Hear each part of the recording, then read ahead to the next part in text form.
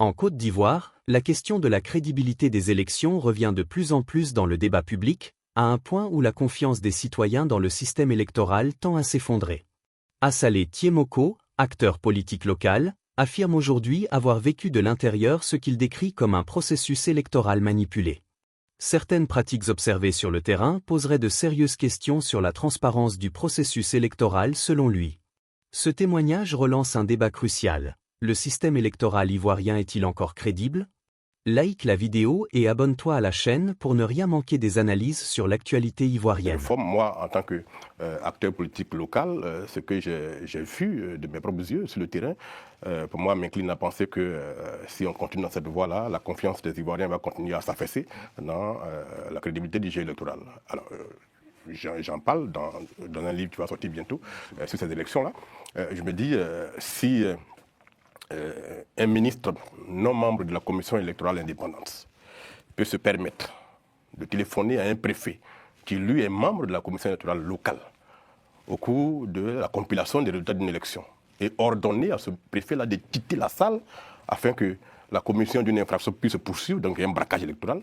Donc si le préfet peut obtempérer alors qu'il est membre de la CEI déférer à cette injonction, et si notre ministre peut rappeler le même préfet pour le reconduire dans la salle pour ordonner que le braquage se poursuive et que ce préfet revienne pour faire cette action.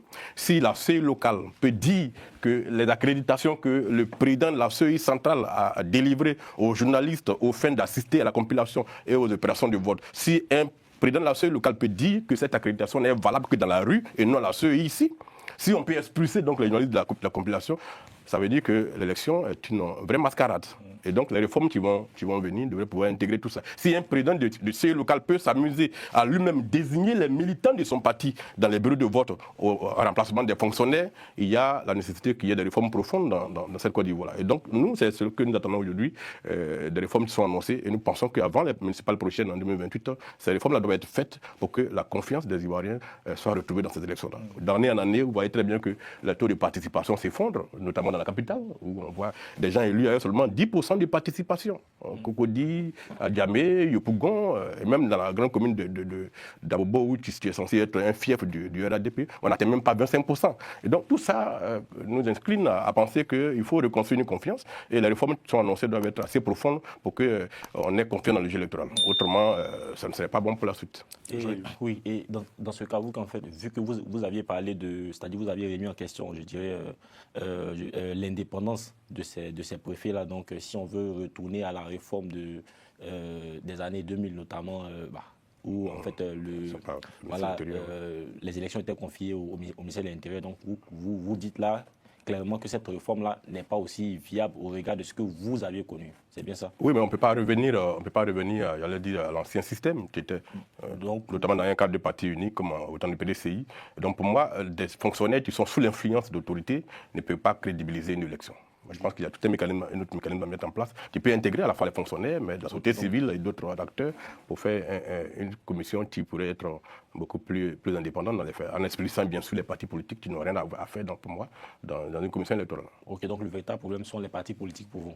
Non, le véritable problème, c'est celui qui contrôle la machine centrale. C'est-à-dire que si vous avez un parti au pouvoir qui est très fort et donc qui contrôle 99% des présidents des CEI locales, en fait la commission électorale indépendante en Côte d'Ivoire, moi je l'ai toujours dit, ce n'est pas la commission centrale elle-même qui pose réellement le problème. Parce que plus ou moins là-bas, les partis politiques sont à équilibre, puisque c'est une commission qui délibère à la majorité. Mais dans les CEI locales, avec la crise qu'on a connue, avec le PPA-CI qui s'est retiré, le PDCI qui s'est retiré, vous avez des CEI locales qui sont contrôlées à 100% par des militants d'un parti politique, qui présentent des candidats aux élections locales.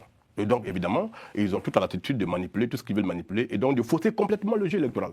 Et c'est pour ça que nous pensons que la réforme qui doit être faite doit faire en sorte que les partis politiques ne soient pas dans cette CEI-là. Et qu'on peut trouver un autre mécanisme. Pendant que j'étais au Parlement, j'avais proposé une loi dans le cadre de la réforme de la CEI pour faire en sorte que non seulement les partis soient extraits de cette CEI-là, mais que la désignation des bureaux locaux se fasse par un mécanisme participatif qui pourrait se faire par élection. Et puis bon, ceux qui seront désignés vont prêter serment devant les magistrats locaux. À partir de ce moment-là, ce ne seront pas les partis politiques qui les ont désignés et par conséquent, l'influence de ces partis sur ces individus pourrait être moindre. Et donc, il y a des nomenclatures à mettre en place. On ne sait pas quel temps le président va prendre, mais nous pensons qu'il faut une réforme profonde pour reconstruire la confiance dans cette CEI-là. Président Paul,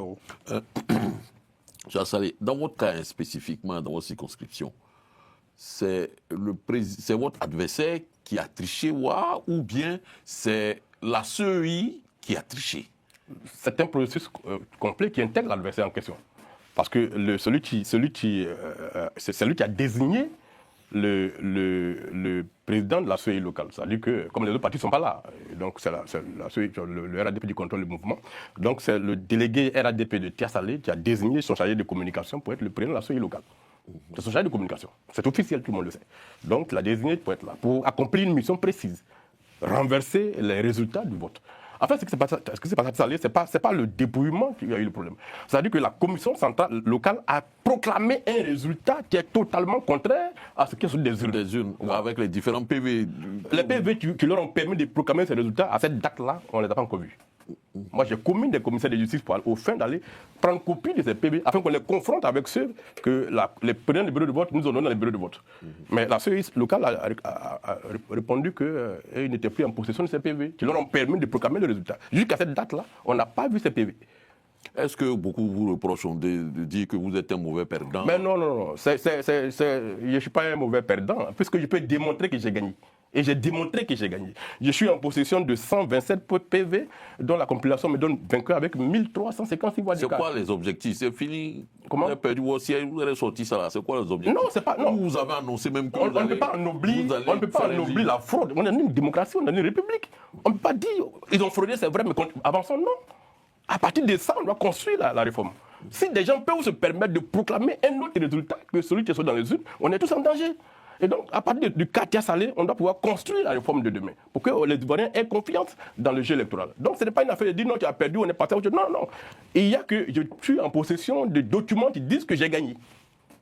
Personne, jusqu'à ce jour, n'a pu contester ces documents-là. Donc, comment celui qui a gagné n'est pas proclamé vainqueur et c'est celui qui n'a pas gagné qui est proclamé vainqueur avec un appareil qui contrôle lui-même. Donc, c'est un problème de fond qu'on doit pouvoir évoquer et qui pourrait inspirer la réforme qu'on pourrait demander. Mais est-ce que, honorable, vous n'êtes pas un homme à abattre? On l'a vu avec la présidentielle, on a invalidé votre candidature, on s'acharne sur vous. C'est en gros ce que je retiens, moi. Et si oui, pourquoi? Écoutez, aujourd'hui, j'ai les éléments qui me permettent de dire que Tia-Salé, c'était un homme à abattre.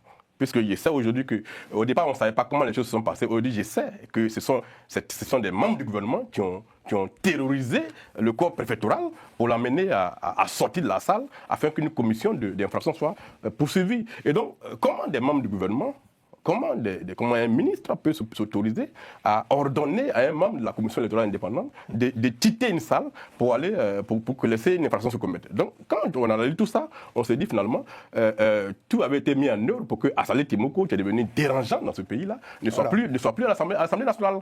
Et donc, ça, j'en suis profondément convaincu. Ce système-là qui a été mis en place à Tia-Salé a été fait pour abattre un homme. Oui. Voilà. Mais alors, vous parlez de braquage électoral. C'est un lexique que vous avez peut-être emprunté au président du PPACI, l'ancien président de la République, Laurent Gbagbo. C'est ce qu'il a dit. Qu'attendez-vous pour aller prendre votre carte au PPACI? Je ne suis pas membre du PPACI et j'ai mon mouvement en moi. Je suis président d'un mouvement politique qui a vocation aussi à se structurer et à conquérir. Il dit la même chose que vous. À conquérir un pouvoir d'État, mais c'est parce qu'il a parlé de braquage que je devrais aller prendre la carte. Vraiment, il n'y a pas de lien. C'est pas une invention originale. Le braquage des droits, c'est pas un vocable. Il n'est pas dépositaire de l'expression. En fait, là, vous aviez dit que c'est parce que vous êtes un homme à abattre que voilà, toute cette machine-là s'est levée contre vous. Mais effectivement, moi, on vous a connu parce que vous menez des combats en fait, qui sont vraiment nobles. C'est ce que tout sur ce plateau, je dirais, on apprécie. Mais il se trouve qu'aujourd'hui, il y a un sujet qui vraiment a fait beaucoup parler de lui, notamment l'affaire Nina Keïta, où on a vu quand même des partis politiques en Côte d'Ivoire qui... C'est vrai qu'ils n'ont pas demandé, ils n'ont pas attaqué ouvertement le dossier, mais ils ont demandé quand même des enquêtes. Ils ont demandé quand même que le procureur s'en saisisse. Mais bizarrement, on ne vous a pas entendu là-dessus. Et donc, moi, ce qui me fait dire que, je me dis peut-être vous choisissez les sujets en fonction de la sensibilité. Non. C'est ce que ça laisse transparaître. Qu'est-ce que vous pouvez dire par rapport à cela? Pas du tout. D'abord parce que, ça veut qu'à l'origine, je suis un journaliste d'investigation. Effectivement. Et que c'est le journal d'investigation qui dirige le mouvement. D'accord. Voilà. La politique politicienne ne peut pas supplanter mes convictions de journaliste. Si nous n'avons pas d'éléments nous permettant d'imputer des faits réels à quelqu'un, c'est parce que je suis un acteur politique que je vais spéculer là-dessus. Moi, j'ai dit à mon mouvement sur la question de l'affaire Epstein, nous devons investiguer, nous appartenons à des consortiums d'investigation. Donc nous continuons à étudier les pièces qui sont mises à nos dispositions pour établir des liens d'imputation entre les individus. Tant que je n'ai pas ces liens-là, moi je ne spécule pas. Faire une déclaration pour faire une déclaration, pour nous, c'est pas ça avancer. Donc c'est pour ça que jusqu'à présent, on ne s'est pas prononcé sur l'affaire Epstein parce que là, on est en pleine spéculation. Et donc, pour pouvoir en faire une déclaration politique, il faut pouvoir en faire une exploitation politicienne.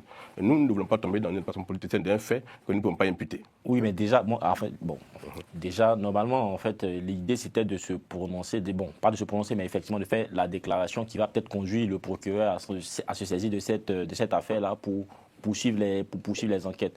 Mais, parce que là, on voit que moi, en fait, ça me gêne un peu. Ça me gêne parce que, effectivement, en dehors de la Fenina Keïta, on a d'autres sujets, notamment le remblayage. Je pense qu'on aura la possibilité de. Mais ça, on travaille dessus tous les jours. Parce que là, on a investigué, on a des documents. Justement. Et moi, l'impression que ça me donne, c'est que le remblayage qui concerne les communes d'Abidjan, vu que Assalé Timoko a des ambitions pour les communes, pour une commune d'Abidjan. Donc, Assalé Timoko essaie de surfer sur cette histoire-là pour pouvoir au moins imputer. Parce qu'en fait, lorsqu'on regarde, en vérité, c'est-à-dire cette histoire de remblayage là derrière, ça éclabousse des maires, les maires de la commune d'Abidjan, on est bien d'accord, qui ont, eux, normalement, doivent, c'est-à-dire ce remblayage ne peut pas se faire sans leur autorisation. On est tous d'accord. Et donc, cela fait que, effectivement, il y a des maires qui sont éclaboussés. Donc, est-ce que Assalé Timoko ne surfe pas là-dessus parce qu'il a l'œil, il logne une commune d'Abidjan? Mais non, pas du tout. J'arrive. Sur les questions foncières, il n'y a pas un journaliste en Côte d'Ivoire qui a autant enquêté que moi. Depuis 2012, j'ai travaillé sur les questions foncières. Qu'elles soient à Abidjan, qu'elles soient à l'intérieur du pays, on a toujours été leader dans cette question-là en matière journalistique. Et donc, l'affaire des remblayages, c'est depuis 2013 que l'éléphant chénier travaille dessus. C'est vrai qu'un activiste des réseaux sociaux, ces derniers temps, a été très actif sur la question. Et donc, pour nous, ce n'est pas un fait nouveau. Nous, ce n'est pas lié à mes ambitions politiques. J'ai dit que c'est depuis 2013 que nous... Non, ça n'a rien à voir. Jusque-là, et puis d'ailleurs, cette affaire de remblayage ne concerne pas réellement un maire. C'est une affaire d'État. Nous sommes en pleine destruction de l'écosystème dans notre capitale. Et donc, chaque citoyen a le droit de se prononcer dessus. Mais encore que nous, jusqu'à présent, on ne s'est pas prononcé réellement dessus parce que nous sommes en train d'éplucher des centaines de documents qui sont liés à notre administration et qui impliquent des fonctionnaires dans cette affaire. Il va falloir faire la part des choses. À partir du moment où on aura tous les éléments et qu'on aura interrogé tous les acteurs, vous verrez bien qu'on se prononcera par des publications dans l'éléphant déchaîné. Et donc, moi, c'est une question de déformation professionnelle. Tant que je n'ai pas d'éléments suffisants pour documenter ma prise de position, ma prise de parole, je n'interviens pas. Maintenant, Ce témoignage met en lumière un enjeu central, la confiance des citoyens dans le processus électoral. Selon vous, quelles réformes seraient nécessaires pour renforcer la crédibilité des élections en Côte d'Ivoire? Partagez votre avis dans les commentaires.